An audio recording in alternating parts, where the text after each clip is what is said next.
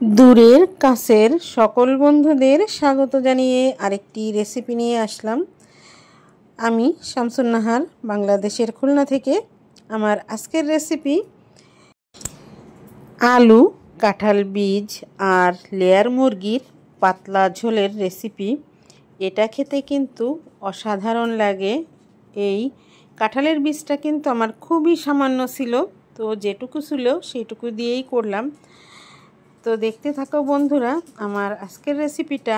Please একটা like দিয়ে দেখা শুরু করো, আর দেখতে দেখতে কোনো অংশে যদি তোমাদের ভালো লেগে যায় একটা সাবস্ক্রাইব করে দিও। নতুন বন্ধু যারা আছো তাদেরকে বলছি, প্লিজ কেউ স্কিপ করে বেরিয়ে যেও না।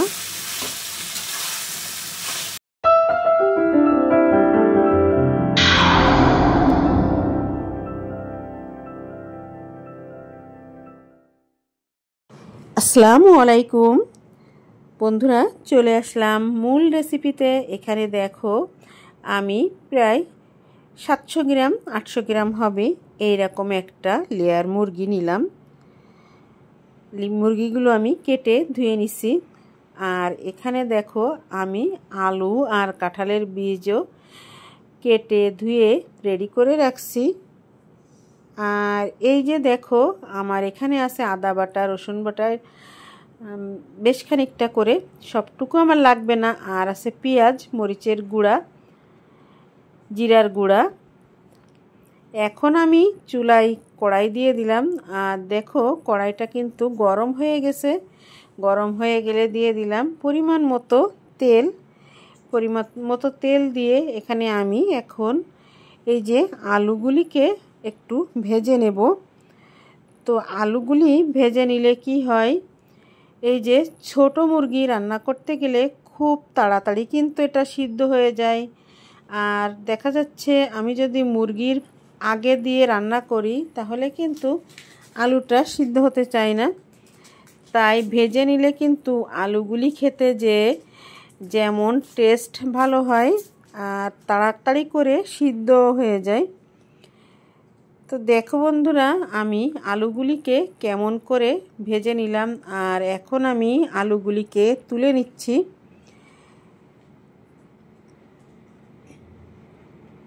হয়ে গেল আমার আলুগুলি তুলে নেওয়া। এখন আমি দিয়ে দিলাম পরিমাণ মতো পেঁয়াজ।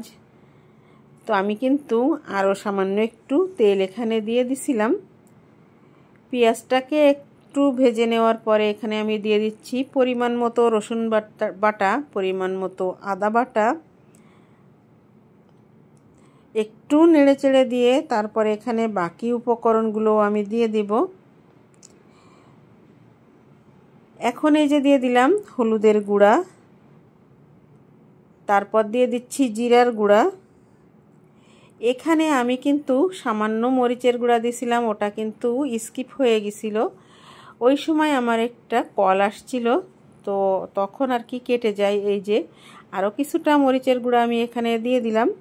এখন হচ্ছে মশলাগুলিকে খুব সুন্দর করে কষিয়ে নিতে হবে। বন্ধুরা আমি কিন্তু অফ ক্যামেরাতে মশলাগুলো খুব সুন্দর করে কষিয়ে নিয়েছি। আর এখন এই যে আমি দেখো মাংসগুলি দিয়ে দিচ্ছি। মাংসগুলি দিয়ে ভালো করে একটু কষিয়ে নেব।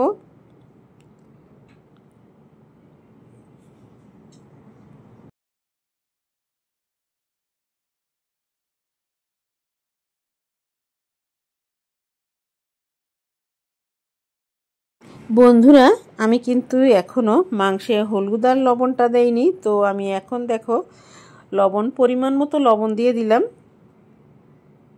পরিমাণ মতো লবণ দিয়ে নেড়ে চেড়ে দিচ্ছি। সরি বন্ধুরা, আমি কিন্তু হলুদটা দিছিলাম, লবণ দিছিলাম না, তাই এখন আমি লবণটা দিয়ে দিলাম। আর এখন নেড়ে চেড়ে দেখো কষিয়ে নিচ্ছি। আর আমার কিন্তু মাংস থেকে তেল কিন্তু বেরিয়ে আসছে। দেখো মাংসে কিন্তু কোনো রকম পানি নেই এখানে। এখন আমি মাংস কষানো হয়ে গেছে। এখন আমি সেই কাঁঠালের বিচিগুলো এখানে আমি দিয়ে দিলাম। আর এই সঙ্গে আমি আলুগুলিও দিয়ে দেব। আলুগুলি যেহেতু সিদ্ধ করা, তো খুব বেশি কিন্তু সিদ্ধ হতে জাল লাগবে না। আলুগুলি দিয়ে বেশ কিছুক্ষণ আমি কষিয়ে নেব। তোমরা দেখতে থাকো, আমার সঙ্গেই থাকো। দেখো আমার কিন্তু আলু মাংস সব কষানো হয়ে গেছে। আর এখন আমি দিয়ে দিলাম ঝোলের জন্য পানি। পানিটা কিন্তু অবশ্যই গরম করে নিয়েছি, আর তোমরাও ঝোলের পানিটা গরম করে দিয়ে দেখবে খুব তাড়াতাড়ি পানিটা বলক চলে আসে, আর খেতেও কিন্তু দুর্দান্ত স্বাদ হয়। এখন আমি একটু নেড়েচেড়ে মিশিয়ে দেওয়ার পরে তারপরে ঢাকা দিয়ে দিব। ঢাকা দিয়ে রান্না করব যতক্ষণ মাংসটা সিদ্ধ না হয় আর ঝোলের পানিটা কিছুটা কমে না যায় ততক্ষণ। বন্ধুরা এই যে দেখো ঝোলের পানিটা দেওয়া হয়ে গেল। আর এখন আমি নেড়েচেড়ে মিশিয়ে নেওয়ার পরে তারপরে এখানে আমি কয়েকটা লবঙ্গ দিয়ে দিলাম। খুবই কম দিলাম লবঙ্গ, কারণ এটা ছোট্ট একটা মুরগি এই জন্য। আর এখন দিয়ে দিচ্ছি সামান্য একটু গোলমরিচের গুঁড়া, এটাও কিন্তু সামান্য একটু দিলাম। আর এগুলো দিয়ে নেড়েচেড়ে মিশিয়ে দেওয়ার পরে তারপরে কিন্তু আমি এখন ঢাকা দিয়ে দেব।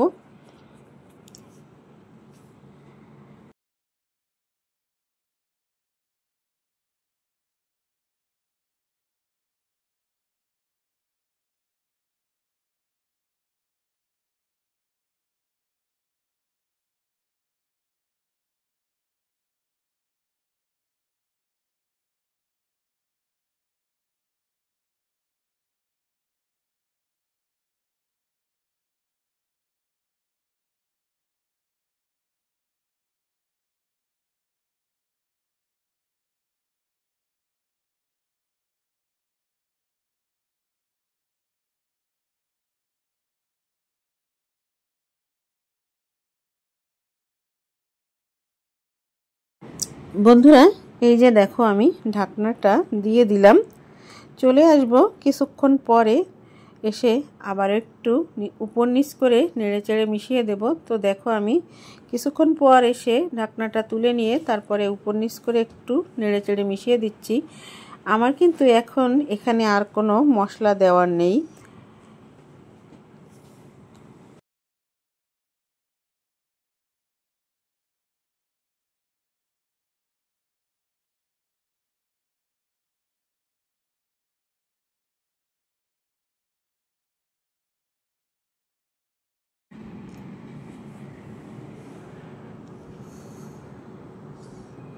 দেখো নেড়েচেড়ে মিশিয়ে দেওয়ার পরে এই যে আমি ঢাকনা দিয়ে ঢেকে দিলাম রান্না শেষ হওয়ার আগ পর্যন্ত।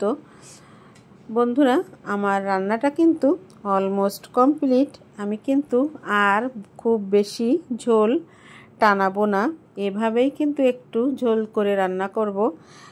আলু কাঁঠালের বিচি দিয়ে মাংস রান্না করলে একটু ঝোল ঝোল রান্না করলে সেটা খেতেই কিন্তু খুব বেশি মজা লাগে। বন্ধুরা হয়ে গেল আমার আলু কাঁঠালের বিচি দিয়ে মাংস রান্নাটা।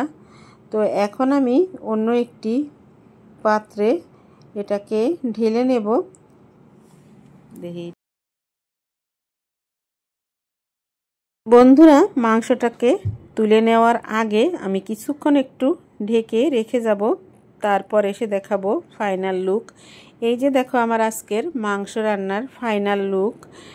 তো এখন আমি এই যে একটা সার্ভিং বোল নিলাম আর এতে আমি মাংসটাকে তুলে নিচ্ছি। বন্ধুরা আজকের আমার এই মাংসর রেসিপিটা কেমন লাগলো কমেন্টের মাধ্যমে জানাবে।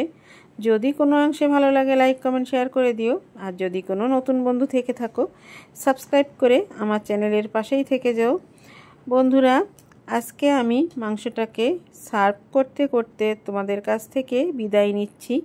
চলে আসবো নতুন দিনে নতুন কোনো একটি ব্লগ ভিডিও বা রেসিপির সঙ্গে। সে পর্যন্ত সবাই সুস্থ থেকো, ভালো থেকো, সবাই সবার পাশে থেকো। আজকের মতো এখানেই বিদায় নিচ্ছি। আল্লাহ হাফেজ, আসসালামু আলাইকুম।